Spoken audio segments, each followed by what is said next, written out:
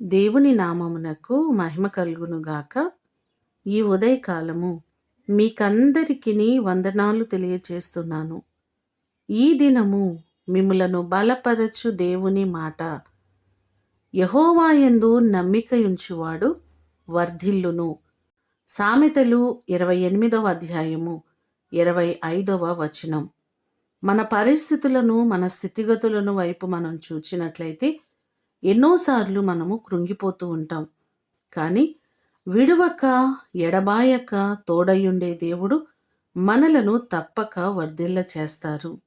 ఆదికాండము 39వ అధ్యాయము 2వ వచనాన్ని చూస్తే, యెహోవా యోసేపునకు తోడయుండెను గనుక అతడు వర్ధిల్లుచు ఉండెను అనే మాటలు మనకు కనబడుతున్నాయి.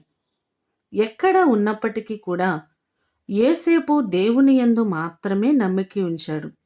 కనుక దేవుడు యోసేపును అన్ని విధాలుగా వర్ధిల్ల చేశారు. మీ ముందున్న ప్రతి పరిస్థితులలో దేవుని వైపు చూచినట్లయితే, ఆయన యందు నమ్మిక ఉంచినట్లయితే తప్పకుండా మీరు వర్ధిల్లుతారు. మీ కుటుంబాన్ని, మీ బిడ్డలను దేవుడు అన్ని విధాలుగా వర్ధిల్ల చేయునుగాక.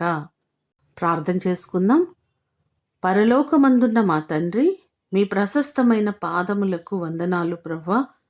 మీపై ఆధారపడిన ఏ వ్యక్తిని మీరు విడిచిపెట్టే దేవుడవు కాదు. మా ప్రియులెల్లరినీ జ్ఞాపకం చేసుకొని ప్రతి వారిని మీరు ఆశీర్వదించండి, వర్ధిల్ల చేయండి. వారి చేతి పనులలో మీ దీవెనను, ఆశీర్వాదమును మీరు కలుగ చేయండి. వారి కష్టార్జితములను దీవించండి.